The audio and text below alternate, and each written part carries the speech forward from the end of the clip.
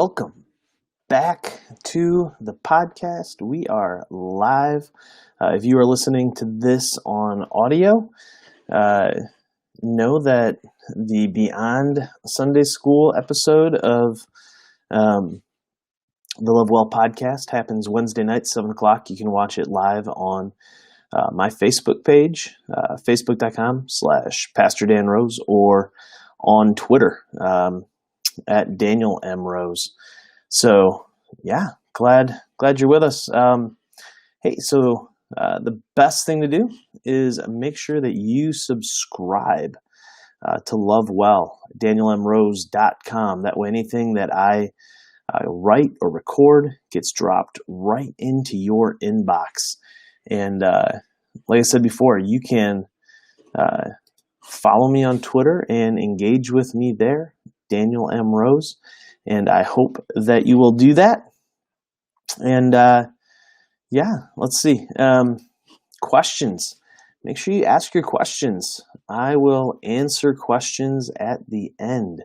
So if you drop them in the comment section in the chat, I will answer them, and we'll talk. So today's topic on Beyond Sunday School: why read the Bible? Which is it's a question. It's a question that got asked to me not too long ago, and I thought it was worth just spend a little bit of time talking about this week. We're gonna spend a few episodes just kind of walking through the big picture of the Bible. We're going to look through kind of the grand narrative, looking at some of the just some summaries of what's in the Bible, where can you go to find different things, that kind of stuff. So we're going to look at the big picture. We're going to talk through some summaries of some different books. But before we do, this question of why the Bible, why read it, why spend time thinking about it, talking about it, it's just almost like an assumption that the Bible is important. It's an assumption that if you want to be spiritual, or if you want to try to follow God, then you need to read the Bible. And for a lot of us, we open up the Bible. It's a lot of pages. It's over 1,000 pages long. There's a lot of things that don't really seem to make sense. There are a lot of stories in there that are uncomfortable, that are just, they're just confusing. And so, we sometimes look at that and go, I don't even know where to begin with the Bible. I have no idea how to get started with it. Is it even worth it? Some of us grew up going to church, and so we heard all these cute little Bible stories, and then we go back and we read through them, and we're like, man, there's a lot more to that story than the Veggie Tale told me. There's a lot more to that story than what I saw on the felt board, and so then it almost becomes like this spiral, this downward spiral of, well, if it's that confusing, if it's that hard, why do I want to read it? And then we go to church, and you hear people like me who have had master's degrees in studying the Bible, and we start talking about, well, this Greek word or that Hebrew word, and we don't like the way it's translated, and it really should be done this way, or maybe it should be done that way, or whatever. And it just gets more and more confusing, and more we feel like really the only answer is to just set it aside and let the professional give us the book report each week. And, that's really sad.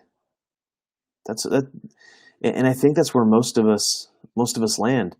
Or we might read through it and we might think, we bump into things that at the very least feel like contradictions. If they're not actually really full-on contradictions, they feel like it for sure. And so we're just kind of left wondering, why read it? Why would we even spend the time trying to read and trying to understand the Bible? And then the other thing that happens is we get on social media or we watch the news, and what do we see? We see people who are supposed to be Christians, who are supposed to be, God-fearing people, who are supposed to be pastors and the like.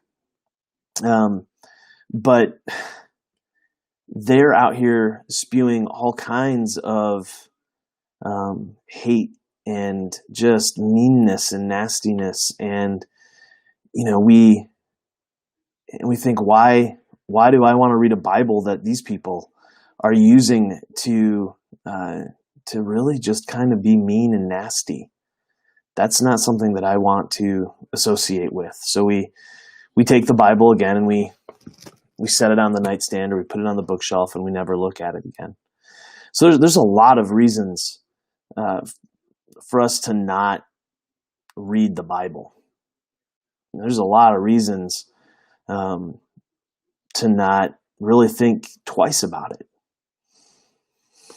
Are there any good reasons to actually spend time reading the Bible? Or is there any good reasons to actually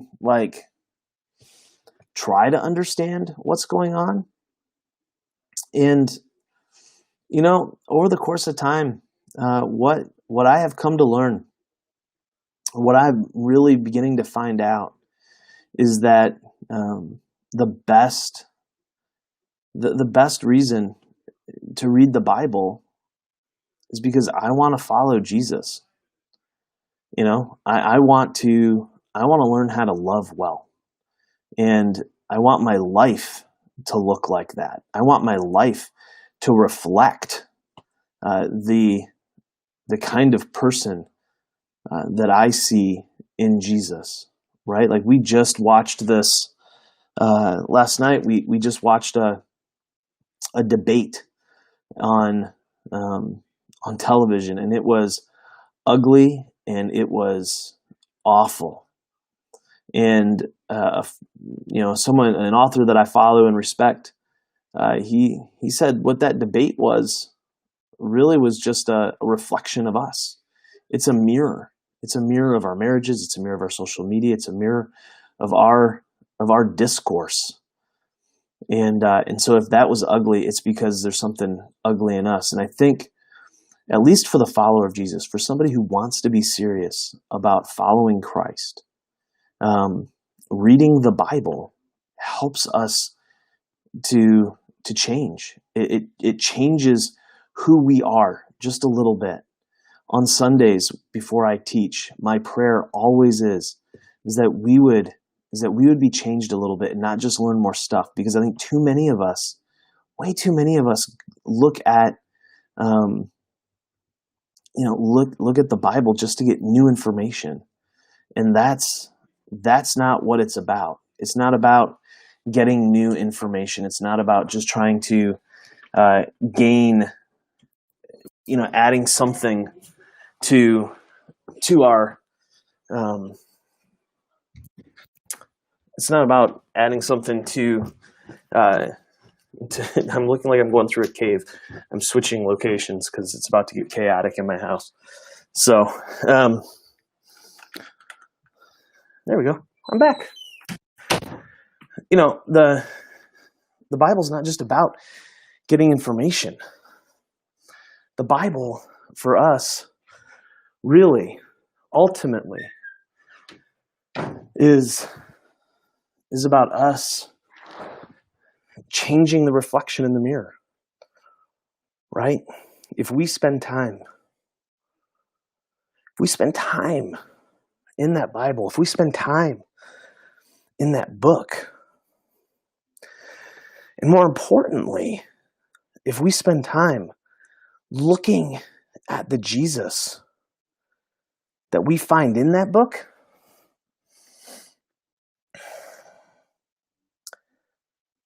that's what begins to change us. That's what begins to transform us. That is what begins to show us what we can be. That begins to show us the kind of person that we can be. What does it look like to be truly human? What does it look like to flourish as a human being? What it looks like is Jesus. Could you imagine a world where we are loving our neighbors as ourselves, where we are loving our enemies? Could you imagine a world that looks like that? Well, the only way that we're going to learn how to love like that, I think, or the primary way, is by looking deeply into the life and personhood of Jesus. And where do we find him? We find the best understanding, the best description, the best look at him in the Bible. And so what we do is we need to start someplace there, right? I remember when I was on a summer project with Campus Crusade, one of the guys on our project was talking to his dad, and his dad was starting to read the Bible for the first time. And so as he's talking to him on the phone, his dad says, he's like, "Man, I'm reading Genesis, and I don't get it, man." And what we hear on the phone was, "Dad, get the heck out of Genesis," because Genesis is huge, and there's so much going on there. So where do we start? Where do we start with the Bible? Well, I think we start with the Bible in the Gospels. And so if you're like me, if you want to just like move and get going fast, then you read the Gospel of Mark. Mark's favorite word is immediately. It is all over the place. He moves from scene to scene to scene to scene. It's the TV generation's gospel. Man, we don't have to wait. We don't have to wait. It's just Jesus doing stuff. And it's fast-paced, and it moves, and it's such a great telling of the Jesus story. If you're a little more analytical, right, then maybe Luke. Luke's a great place to start. Luke was a doctor, and he was trying to write this accurate history of Jesus. And so, if that's more of who you are, then Luke would be a great place to start. If you want to know how Jesus connects back to the Old Testament, then you spend time reading Matthew, because Matthew is the most Jewish of the Gospels and has all these connections back to the Old Testament. Or if you want to read something that is going to really help you with your faith, if you want to read a gospel that is going to build your faith in the midst of a lot of doubt and struggle, John is a great place to start, because he's writing for the purpose so that people will believe, right? So if we're going to read the Bible to get to know Jesus, then we got to start in the right place. And the easiest place to start are the Gospels: Matthew, Mark, Luke, and John. Those first 4 books of the New Testament. And then from there, it becomes this. It can become this thing where we go on this adventure of trying to know God, of trying to go deeper with God, and we do that through the context of the Scriptures. So why read the Bible? We read the Bible to get to know Jesus. And when we do that, we change. We become more like him. And when we change, then our families change, our neighborhoods change. And so if we don't like the way the world looks, we gotta change. And Michael Jackson was right. He said, "I'm starting with the man in the mirror." How do we start with that man? I think the best way to start is by doing a deep dive into Jesus and looking at how he loved people, looking at how he went to the people who were on the fringes, how he loved the people that other people despised, how he loved people that others just kind of hated, right? How he crossed cultural barriers, how Jesus crossed, all these social norms, how Jesus was super subversive, how he was hilarious in doing it, how he was sarcastic and ironic. And man, we get to see ourselves in Jesus. So why read the Bible? We read the Bible so that we change and we become more like Jesus, and we learn to love well. That's why. So anyway, as we do this kind of overview of these next few weeks of of the Bible, kind of looking at the Bible's big picture. Hopefully, this very brief answer to why is helpful, right? I hope it is. There really wasn't anybody on tonight, and that's okay. So for those of you on the audio, just want to encourage you to jump in, ask me questions, and let's talk. Follow up with me, and you can do so real easy by connecting with me on Twitter. If you wanted to watch the video of this, if you're kind of more of a video person, you can find the archive of it at youtube.com/Daniel Rose. And I am going live on Monday nights at 7 o'clock and Wednesday nights at 7 o'clock over on my Facebook page, facebook.com/Pastor Dan Rose. So hopefully we'll see you then. But until next time, love well, my friends.